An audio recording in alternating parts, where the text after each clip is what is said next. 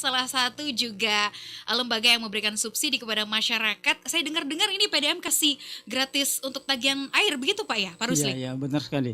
Oke, Ya, boleh diceritakan dulu seperti apa teknisnya dan berapa lama gratis tagihan ini diberikan kepada masyarakat? ya, jadi terima kasih ya. Di yang pertama-tama mungkin saya ingin menyampaikan dulu kepada seluruh pelanggan PDM Kota Makassar, karena kebetulan kita masih dalam suasana Idul Fitri. Saya ingin menyampaikan mohon maaf lahir dan batin. Semoga di dalam perayaan Hari Raya Idul Fitri ini pandemi Corona juga berangsur-angsur akan berkurang, bahkan hilang dari peredaran ya. Amin, amin, amin, Ya. amin. Jadi terkait menyangkut masalah pelayanan PDM Kota Makassar, khususnya pemberian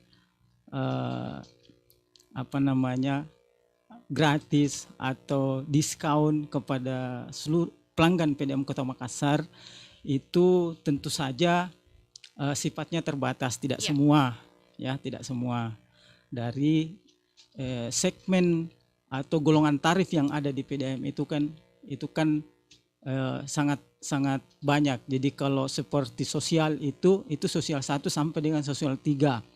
Kalau untuk golongan tarif rumah tangga itu mulai dari golongan rumah tangga 1 sampai dengan R9 ya, sampai dengan 9. Nah, di sini yang kita gratiskan ini untuk pemakaiannya itu hanya ada pada golongan R1 dan R2. R1 dan R2. Ya, Oke. kenapa kita memberikan kepada golongan R1 dan R2 saja? Karena inilah golongan tarif yang segmen penggunanya atau pelanggannya itu adalah masuk dalam kategori MBR. MBR itu masyarakat berpenghasilan rendah. Ya, masyarakat berpenghasilan rendah. Sehingga kita menganggap bahwa mereka inilah yang sangat terdampak dengan adanya pandemi virus corona ini. Atau COVID-19. Iya. Dengan banyaknya perusahaan-perusahaan atau tempat-tempat pekerja yang di mana mereka bekerja itu menjadi ditutup ya. Bahkan sampai pekerja-pekerja serabutan pun tidak punya lahan untuk bekerja karena kurangnya aktivitas pekerja yang dilakukan oleh orang-orang tertentu. Berarti pintu penghasilannya tertutup, makanya diberikan subsidi khususnya untuk golongan R1 dan R2 atau masyarakat yang berpenghasilan rendah begitu ya. Jadi nggak semuanya smart listener, jangan salah paham. Oke, nah membahas soal topik kita sore hari ini juga sudah hadir narasumber kita yang lain yang tadi sudah saya sampaikan ya, bahwa sore hari ini sudah bergabung bersama kita ada Bapak Andi Hadi Ibrahim. Assalamualaikum Pak. Assalamualaikum warahmatullahi wabarakatuh. Apa kabar Pak? Baik, alhamdulillah. Alhamdulillah. Taqabbalallahu minna wa minkum. Mohon maaf lahir batin. Mohon maaf lahir batin juga ya Pak ya. Saya juga belum tadi maaf lahir batin sama Pak Rusli, lupa saya. Oke, Pak Hadi, untuk sore hari ini topik bahasan kita bersama dengan Smart Listener adalah efektivitas subsidi penangkal pandemi. Di mana pemerintah kemudian memberikan beberapa subsidi-subsidi begitu ya untuk masyarakat yang terdampak langsung pandemi COVID-19 ini. Tapi sebelum kita membahas itu, saya penasaran. Bapak sekarang masih ngurusin jenazah COVID nggak, Pak? Kami standby terus. Ya. Jadi kalau mau dilihat garis utama ya, kami juga berada di garda pertama ini. Ya, di atasnya Satgas kalau bisa. Ya, karena kalau Satgas urus jenazah nggak bisa dia. Ya. Jadi kita memang ya sudah ini ya, kami punya watak kemanusiaan memang, di mana ada bencana di situ ada PKS. Ya, kami pernah di Palu, kami pernah di NTB. Ya, itulah awal mulanya ya, karena tidak ada lagi rumah sakit membutuhkan pemusaran jenazah, tapi tidak ada lagi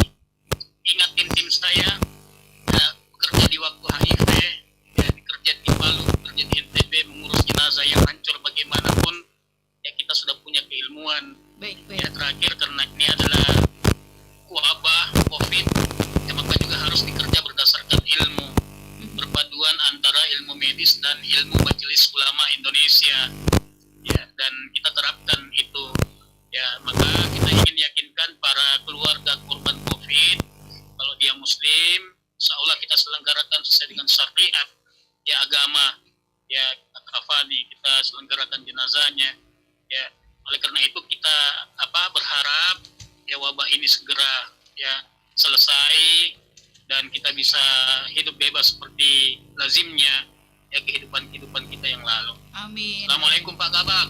Gimana Pak Kabak? Waalaikumsalam warahmatullahi wabarakatuh. Pak Ya. Hadi. Alhamdulillah kalau PDAM ini kami anggap ya kerja-kerjanya bagus lah di pandemi ini. Alhamdulillah. Nah, Pak Hadi, Ada subsidinya.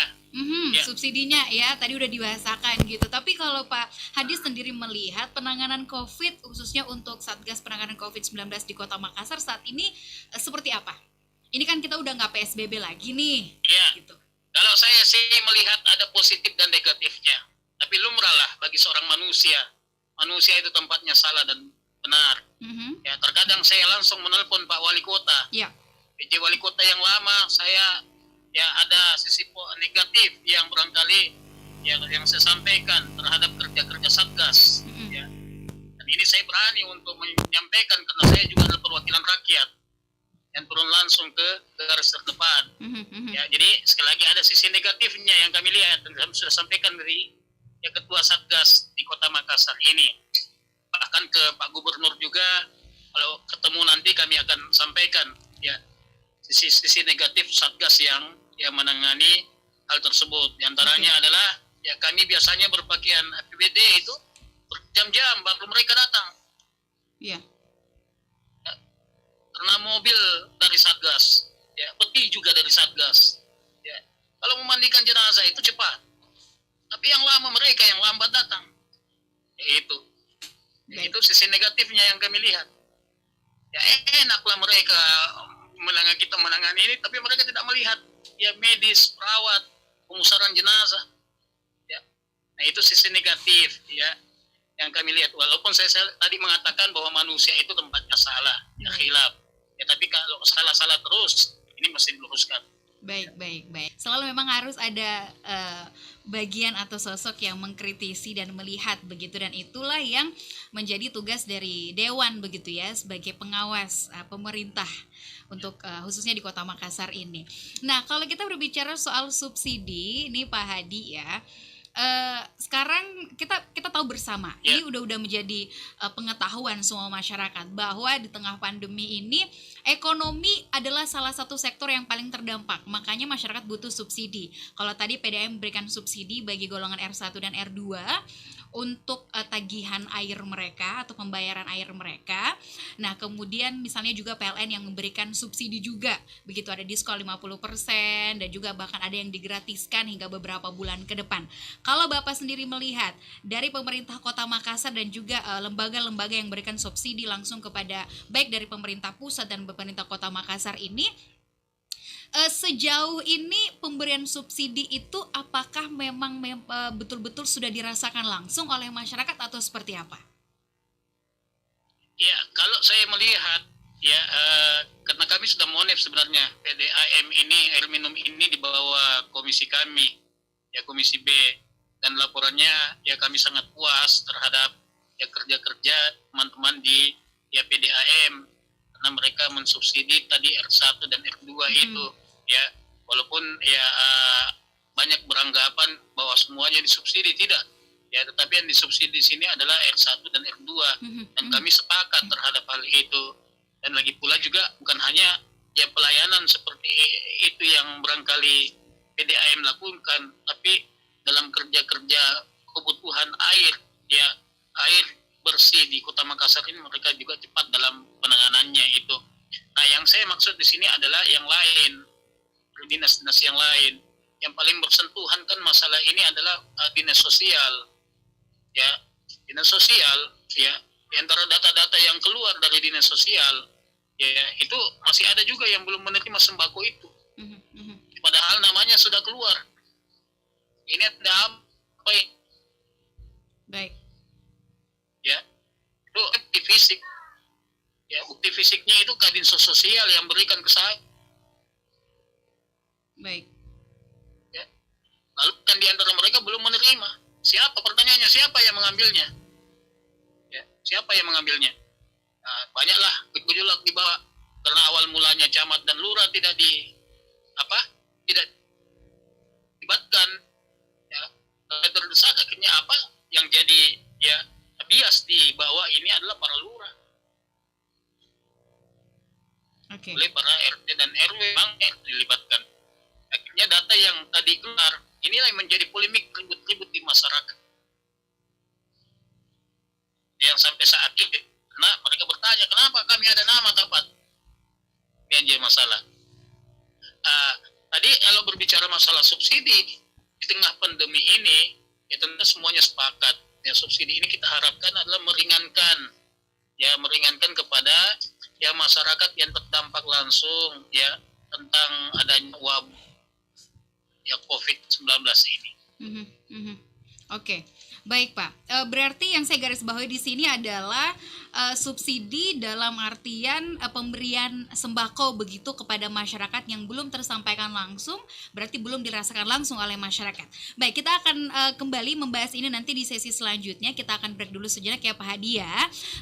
Dan kami informasikan bahwa airnya. Selain dua golongan tadi Pak, R1 dan R2, siapa-siapa lagi yang kemudian mendapatkan subsidi dari PDAM? Ya, terima kasih. Jadi sebelumnya saya ingin kepada Pak Hadi dulu. Terima kasih banyak atas apresiasinya terhadap PDAM Pak. Usaha-usaha yang kami lakukan untuk memberikan pelayanan terbaiklah kepada seluruh masyarakat PDAM Kota Makassar. Tentu selain R1 dan R2 tadi yang kami telah sebutkan untuk penggratisan sepenuhnya sampai dengan pemakaian 30 kubik. Ya, sampai dengan pemakaian 30 kubik. Kenapa kita memberikan sampai dengan pemakaian 30 kubik? Itu kita sudah kaji bahwa pemakaian untuk golongan rumah tangga itu sebenarnya tertinggi sampai dengan hanya 25 meter kubik ya. Jadi kalau kita sudah memberikan sampai dengan 30 kubik, berarti kita sudah memberikan range lagi sampai dengan 5 kubik. Ya, ada kelebihan sampai dengan. Nah, kalau dia misalnya menggunakan di atas 30 kubik, dia yang kelebihannya itu yang nanti masyarakat bayar. Kenapa kita memberikan range sampai dengan 30 kubik itu, kita juga mengharapkan kepada pelanggan-pelanggan meskipun digratiskan ini tetap dia berhemat menggunakan air ya. Nah, selain kita memberikan penggratisan itu dengan range sampai dengan 30 meter kubik, juga kita memberikan diskon 50% kepada rumah susun yang dikelola oleh pemerintah. Kenapa rumah susun yang dikelola pemerintah kita berikan diskon 50% ini? Karena kita juga melihat bahwa penghuni-penghuni yang ada di dalam rumah susun ini juga termasuk di antaranya ada mereka yang sangat terdampak dengan pandemi corona ini, di mana mereka juga berstatus sebagai MBR di dalamnya, seperti rumah susun yang ada di Penambungan sana ya, ada juga di Dayak sana ya, seperti itu. Kemudian selain diskon 50%, PDAM juga memberikan keringanan penundaan pembayaran terhadap hotel dan mall, dan itu kita berikan selama 3 bulan. Jadi berlaku mulai bulan Mei, Juni dan Juli, termasuk juga penggratisan tadi. Oke, berarti itu sampai Juli nanti ya? Sampai Juli nanti. Jadi pembayaran sampai Juli nanti. Dan itu otomatis ya, tidak usah mengklaim. Yang jelas mereka punya golongan R1, R2 itu otomatis akan terhapus dengan sendirinya di sistem. Karena memang kita sudah membuat seperti itu dia. Sudah punya. tersistem Ya, pembayarannya. sudah tersistem pembayarannya. Begitu ya. Ya. Oke. 50% untuk rumah susun, kemudian juga selain itu yang mendapatkan manfaat subsidi adalah restoran, penundaan hotel, ya, penundaan pembayaran. Sampai nanti berarti setelah Juli. Iya, setelah Juli. Berarti baru nanti mereka akan bisa membayar. Itu ada denda atau enggak? Enggak ada, kita tiadakan dendanya. Karena kalau kita adakan dendanya berarti sama aja kita tidak memberikan penundaan. Baik. Nah, saya mau ke Pak Hadi. Pak, ini melihat salah satu contoh adalah PDAM Makassar begitu ya. Dan juga tadi Bapak di sesi sebelumnya sudah mengatakan ada bansos begitu yang belum sampai kepada masyarakat atau tidak dirasakan secara penuh oleh masyarakat. Namanya terdaftar tapi nggak nerima. Seperti itu. Apakah dari subsidi-subsidi semua ini berarti ini belum terbilang efektif begitu ya, penyalurannya dan pemberiannya di luar dari PDAM Makassar tadi? Kalau menurut Pak Hadi? Ya, kalau saya sih melihat, ya memang kita ini tidak siap. Ya, artinya pemerintah dalam hal ini pos-pos yang barangkali ada untuk pemberian misalnya bansos ya, itu juga artinya tidak siap.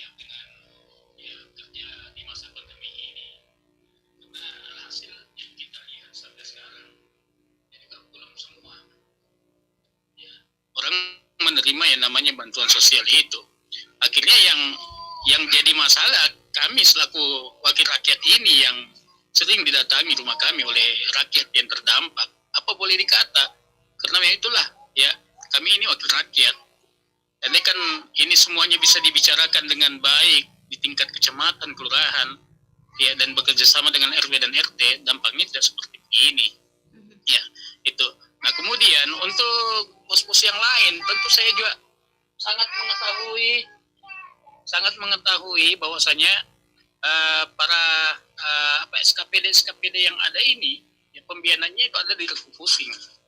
Di Rekupusing ya paling tidak 40-50%, ya. Dan untuk mereka melakukan kegiatan-kegiatan berikutnya itu sangat terhambat. Oleh karena itu kita ingin meminta kejelasan, keterbukaan pemerintah dalam pembiayaan masalah ya COVID ini, ya. Keterbukaan masalah penganggaran pendanaan ini penting, ya. Dan kami di Dewan tidak akan tinggal diam, ya, dengan permasalahan ini. Bukan main kalau SKPD itu dipotong 50%. Mau bikin kegiatan apa mereka? Ya, untunglah ada kebijakan-kebijakan. Contoh di PDAM ini membuat sebuah terobosan-terobosan yang sangat membantu pemerintah, utamanya di kalangan-kalangan bawah. Ya, saya sih berharap PLN juga demikian. Bukan cuma barangkali masyarakat digembor-gemborkan dengan ini, padahal kenyataannya tidak sesuai dengan fakta di lapangan. Malah diam-diam ya masyarakat kecil semuanya menangis. Akibat apa? Kenaikan tarif PLN yang tinggi. Ini kan sama dengan metode penjahat namanya kalau hal demikian. Yang harusnya di masa pandemi ini ya semua kebijakan-kebijakan, karena ini adalah aspek darurat. Ya mestinya kita harus melihat ke bawah. Negara ini bisa hadir, ya pemerintah bisa hadir karena ada rakyat. Karena itu ya salut saya kalau misalnya ada ya perusda apa dan sebagainya yang bisa memberikan subsidi kepada ya rakyat di tengah pandemi ini, walaupun barangkali sekali lagi mereka serba keterbatasan juga. Baik. Ya, cuma mereka tidak bisa teriak-teriak. Ya. Oke. Pak Hadi, selain tadi PDAM, kemudian juga tarif listrik, selain itu juga bantuan sosial berupa kebutuhan 9 bahan pokok. Apalagi seharusnya subsidi selain 3 hal itu yang memang perlu untuk diberikan kepada masyarakat, khususnya masyarakat yang kehilangan pekerjaan. Apalagi, Pak? Ya. Ini masalahnya ini begini di masyarakat kita ini, anak-anak tidak disekolahkan, itu kebutuhan hidup bertambah. Ya, maunya pendidikan itu di sekolah-sekolah itu tidak memberikan pembayaran kepada ya anak-anak kita yang barangkali tidak sekolah. Ya, justru barangkali pelibatan mereka mengerjakan tugas dengan memakai dengan pulsa metode online. Ini malah menambah daripada ya pembiayaan dari aspek rumah tangga itu. Bagaimana kasihan orang yang di PHK? Ya, bagaimana orang yang kehilangan pekerjaannya? Lalu anaknya bersekolah, mereka dituntut untuk pakai online dan sebagainya. Ya, ini ada subsidi ya, dinas pendidikan memberikan arahan kepada guru-guru sekolah-sekolah. Ya, ini kan yang jadi masalah. Kalau sekolah negeri mungkin tidak demikian, tapi sekolah swasta ya. Nah, mestinya kan ada komunikasi yang efektif antara sekolah swasta negeri ya dikontrol oleh dinas pendidikan.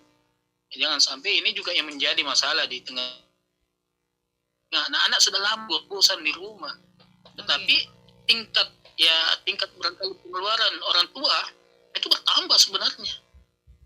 Ya, kalau anak-anak itu berada di rumah selama ini. Ya, karena pengeluaran pulsa, anak-anak mau belanja apa dan sebagainya. Baik. Tapi berarti yang saya tangkap adalah berarti memohon ada keringanan pembayaran iuran sekolah, begitu ya, biaya sekolah, karena anak-anak sejauh ini sekolah di rumah. Itu salah satu subsidi yang harusnya diberikan kepada masyarakat ya. Tapi kalau dari dinas pendidikan sendiri bukannya sudah ada dana BOS yang dialih fungsikan untuk membiayai belajar dari rumah, begitu ya Pak ya? Ini begini, dana BOS ini, ya saya ini guru. Ya, saya juga guru, profesi saya guru di SMP dan SMA, Pondok Pesantren Ummul Mukminin. Itu dana BOS. kita mendengarnya biasa ada dana BOS, tapi sehingga saat ini ya menyalurkan dana BOS itu yang terkendala. Kok belum disalurkan? Mungkin ada yang sudah terima, ada yang tidak. Ya Baik. jadi masalah ini yang belum menerima dana BOS-nya. Gitu. Baik. Oke, Pak.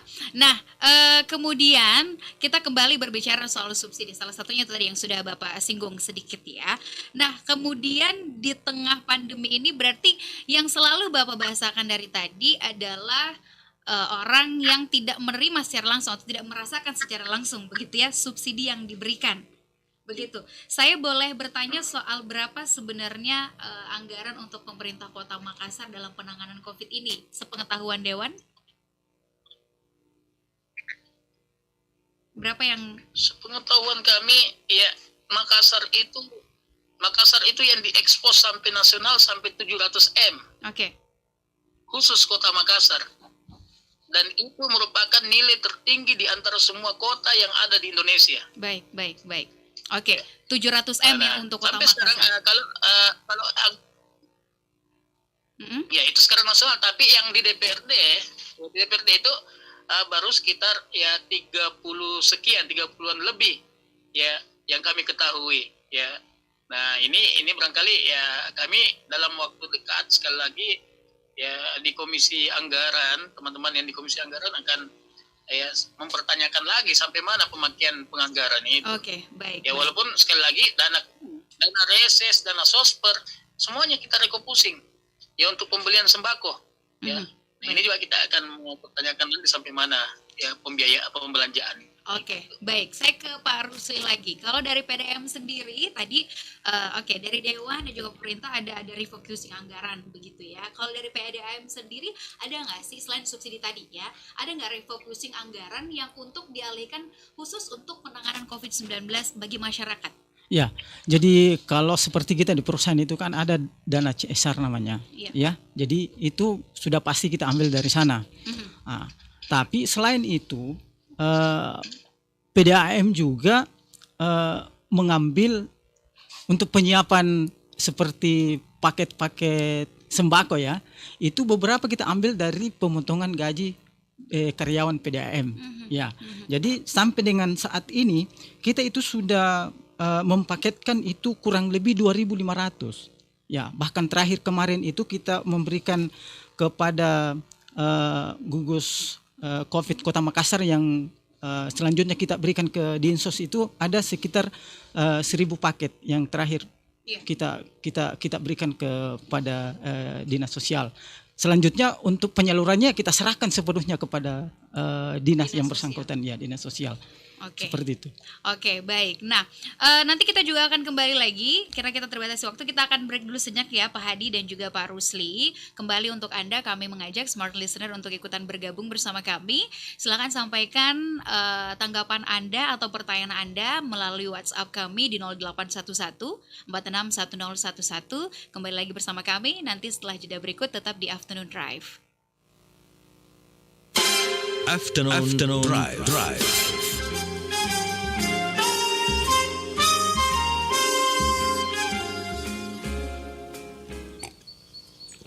Bu, ayah stres mikirin kondisi sekarang. Nggak bisa kemana-mana, di rumah aja bosen. Nanti kalau kita bayar listrik, air, beli pulsa, bagaimana caranya kalau kita nggak bisa keluar rumah? Apalagi mau kirim uang buat biaya sekolahnya anak. Di depan bersama menghadapi COVID-19.